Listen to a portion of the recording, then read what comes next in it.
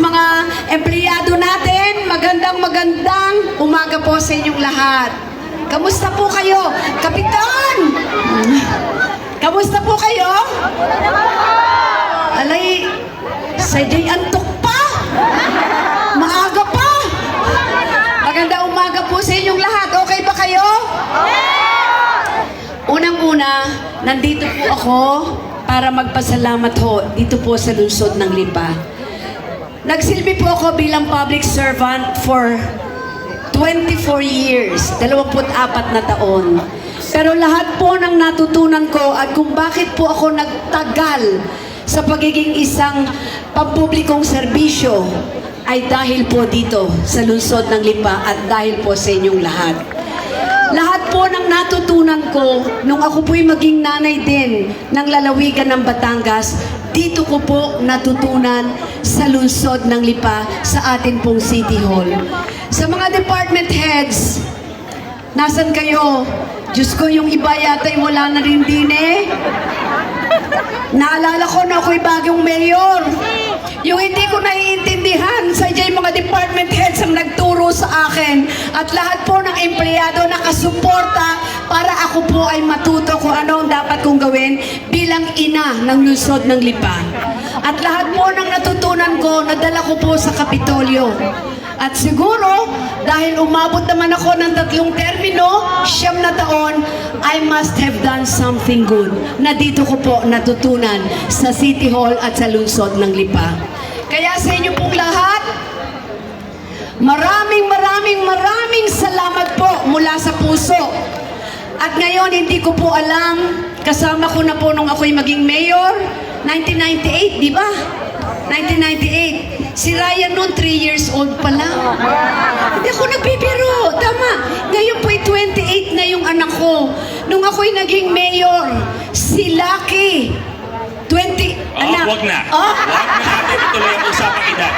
Oo, nandun na ako nung naging mayor ka, mami. Okay na yun. 27 years old. Gog, okay na yun, Gog. Okay na yun. Pero ngayon, Kasi kasakitan tayo dito, Gog. pero ngayon, 43 years old na. Wow! Sa harap-harapan pa, Gog. Tapos, akalain nyo ha, 27, may asawa na. At sino mag-iisip, after 24 years, pagkatapos po ng lahat, meron na rin akong apo. So lahat pong yan, dinaanan ko po dito sa Batangas at higit sa lahat dito ko sa Lipa nag-umpisa. Kaya at sino rin po mag-iisip, 1992, kinasal ako dito, tama po ba? Sa katedral.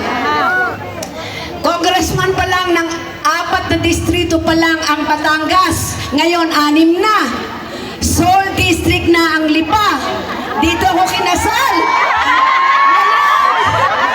Ngayon, sino mag-iisip? Ang asawa ko'y kalihim na may hawak ng pondo ng national government. And I'm so proud of him. At kinagagalak ko po na sa lahat ng ito, siya po ang aming padre de pamilya, ang aming pong mentor, ang aking pong asawa. Paano ba? Kong Sen Sek. Kong Sen Sen. Kong Sen Sek. Kong Sen Sek.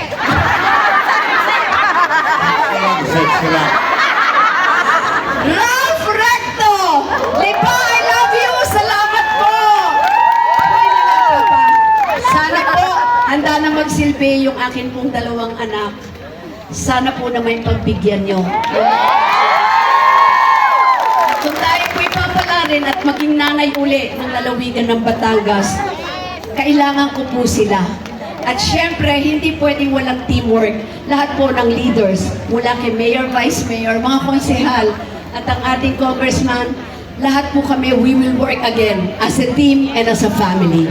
Sana kami. Maraming salamat po, Lipa. Thank you. Papa. Magandang umaga po sa inyo lahat. Well, katulad nung nabanggit ni B, 1992, nung pinikot niya ako, nagkasal kami dito. Magkasama na kami ni B, mahigit 39 years.